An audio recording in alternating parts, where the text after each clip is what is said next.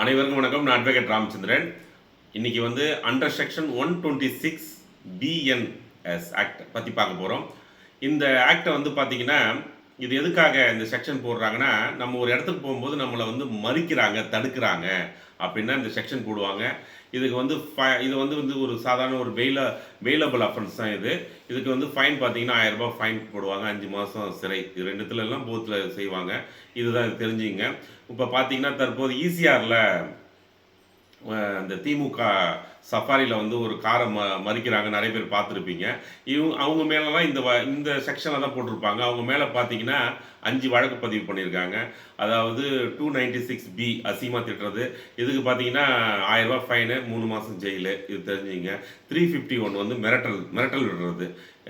351 BNSS, அதாவது நம்ம ஒரு நபரை வந்து ஒரு மிரட்டல் விடமா, கிரிமினல் மிரட்டல் விடுறாங்கன்னா இந்த செக்ஷன் போடுவாங்க. இதை தெரிஞ்சுங்க. இதுக்கும் வந்து பார்த்தீங்கன்னா 6 மாதம் சிறை தண்டனை. 4 of Tamil Nadu women's harassment act, இது பொதுவாக நிறைய இடத்துல போடுவாங்க. 4 ஆஃப் உமன்ஸ் ஹராஸ்மெண்ட்டு, இதுதான் வந்து நான் பெயிலபிள் அஃபென்ஸு. இதுக்கும் பார்த்தீங்கன்னா 3 வருஷம் வந்து சிறை தண்டனை உண்டு. இது எல்லாமே குற்றம் வந்து நிரூபிக்கப்பட்டு விட்னஸ் சாட்சிகள்லாம் இருந்து உண்மைத்தன்மை இருந்தால் அவங்களுக்கு இதெல்லாம் தண்டனை கிடைக்கும். அதை நீங்கள் தெரிஞ்சுங்க. இந்த வழக்கை பற்றி பார்த்தீங்கன்னா, இது ஈசிஆரில் வந்து ஒரு போலீஸ் நிறைய பேர் இருப்பாங்க. அங்கே வந்து இவங்க பயந்த மாதிரியும் ஏதோ ஒரு ஆக்சிடென்ட் நடந்துக்கலாம், உரசிருக்கலாம் வண்டியை. அதனால் அவன் பண்ணது வந்து தப்பு, அவங்க பண்ணது வந்து வழிமறிக்கிறதுலாம் தப்பு, சட்டவிரோதமான செயல்.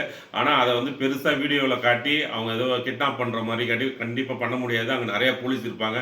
நம்மளும் நிறைய இடத்துல போயிருக்கலாம். அதுமாரி பின்னாடி வந்து கார் வந்து ஃபாலோ பண்ணது, இதெல்லாம் வந்து அங்கே வந்து ஏதோ ஒரு இன்சிடென்ட் நடந்திருக்கு. அதுக்காக வந்து அதை வந்து சட்டவிரோதமாக அவன் வந்து வழிமறித்து அவங்கள மிரட்டல் தோணியில் பேசுனதுனால இதுவாக இருக்குது. இதை வந்து பெருசாக பேசி அவங்கள வந்து சட்ட ஒழுங்குலாம் சீரழிஞ்சு போயிடுச்சு, நிறைய பேர் அரசியல் தன்மையாக பேசுகிறாங்க. நான் பொதுவாக தான் பேசுகிறேன், அது தெரிஞ்சுங்க.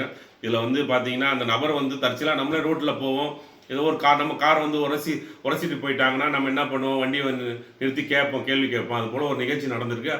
அதை வந்து பெருசாக வந்து சட்ட ஒழுங்கு சீரழிஞ்ச மாரி, எல்லா சட்ட ஒழுங்கு கரெக்டாக இருக்குது. நம்ம ஈசிஆரில் நம்ம போய் பார்க்கலாம். இந்த செக்ஷனில் வந்து அவங்க மேலே வழக்கு பதிவு செஞ்சுருக்காங்க. இது பார்த்தீங்கன்னா 7 டேஸ்லேயே பெயில் கொடுத்துருவாங்க.